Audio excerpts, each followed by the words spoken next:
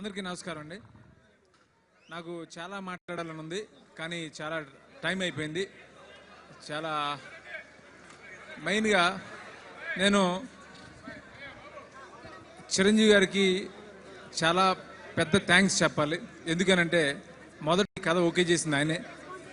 ఆయన నాకు చరణ్ ఇవ్వడంతో పాటు ఆయన కూడా ఈ సినిమాలో చేయడం అనేది నాకు జీవితంలో మర్చిపోలేని ఒక గిఫ్ట్గా ఫీల్ అవుతున్నాను. ఆయనకి ఎప్పటికీ ఆ విషయంలో నేను రుణపడి ఉంటాను. Thank you very much sir. ఇంకా ఈ సినిమాలో పనిచేసిన అందరి గురించి చెప్పాలి. నా రైటర్స్ కోన వెంకట్, గోపీమోహన్ నాతో కాంబినేషన్ చాలా సినిమాలు చేశారు. ఈ సినిమాకి ఎంతో కష్టపడి ఈ సినిమా ఇంత బాగా రావడానికి కారణమయ్యారు. అలాగే నా కెమెరామెన్, అంటే ఈ టైం స్పాన్, అంటే ఇంత పెద్ద స్పాన్ ఉన్న సినిమాని ఈ టైం ఫ్రేమ్లో తీయడానికి చాలా కోఆపరేట్ చేసిన మనోజ్ పరమహంస. అలాగే ఇంత వండర్ఫుల్ మ్యూజిక్ ఇచ్చిన తమన్, చాలా ఎప్పుడు నా సినిమాకి స్పెషల్గా చేస్తాడు. చరణ్ సినిమా నాయక్ అద్భుతంగా చేశాడు. మా ఇద్దరు కాంబినేషన్లో వస్తున్న ఈ సినిమాకి తను చాలా మంచి మ్యూజిక్ ఇచ్చాడు, మీరు విన్నారు. అలాగే బ్యాక్గ్రౌండ్ స్కోర్ కూడా చాలా ఫెంటాస్టిక్గా చేస్తున్నాడు. Thank you Thaman. అలాగే ఈ సినిమా పనిచేసిన టెక్నీషియన్స్ అందరినీ ఎవరినైనా మర్చిపోతాను ఇంత టెన్షన్లో. ఎడిటర్ వర్మ, అలాగే మా ఆర్ట్ డైరెక్టర్ నారాయణ రెడ్డి, అలా నా డైరెక్షన్ డిపార్ట్మెంట్, అలా కెమెరామెన్ అసిస్టెంట్స్ అందరూ డే అండ్ నైట్స్ పనిచేసి ఈ సినిమాని అనుకున్న టైంకి అనౌన్స్ చేసిన డేట్కి తీసుకురావడానికి అహర్నిశలు కష్టపడుతున్నారు. వాళ్ళందరికీ మరొకసారి థ్యాంక్స్ చెప్తున్నాను. అలాగే ప్రవీణ్, అసిస్టెంట్ రైటర్స్గా పనిచేసిన ప్రవీణ్ కానీ ఉపేందర్ కానీ ఈ సినిమా కోసం చాలా కష్టపడి పనిచేశారు. వాళ్ళు కూడా థ్యాంక్స్ చెప్తున్నాను. అలాగే నేను ఎవరికైనా మర్చిపోయి ఉంటే కనుక క్షమించాలి. అంటే ఇంత టెన్షన్లో చిరంజీవి గారు వెనకాల ఉన్నారు, మాట్లాడడానికి కొంచెం టెన్షన్ నాకు. ఇక ముఖ్యంగా నేను చెప్పాల్సింది, ఈ సినిమాలో నాకు ఒక చిరంజీవి గారు రామ్ చరణ్ ఇచ్చారు. రామ్ చరణ్ ఒక పెద్ద మెగా పవర్ స్టార్ మాత్రమే కాదు, ఇందాక కోన అన్నాడు బర్న్ విత్ గోల్డెన్ స్పూన్స్ అంటారని, burn with golden heart Charan. ఎందుకంటే వయసులో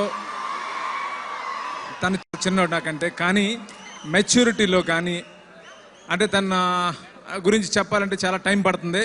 అది నేను ఇప్పుడు కొంచెం చిరంజీవి గారు వెనకాల ఉన్నారు కాబట్టి కొంచెం ఇబ్బంది పడుతున్నాను చెప్పడానికి. చాలా మంచి మనసు చరణ్ది.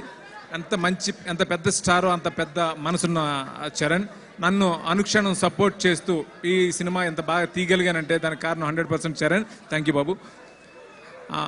నేను ఇంకా చిరంజీవి గారి గురించి చెప్పాలి. అంటే ఇది ఎంత పెద్ద గిఫ్ట్ అంటే కొన్ని కోట్లాది మంది ఆయన ఎప్పుడు చూస్తాం ఎదురు చూస్తున్నారు.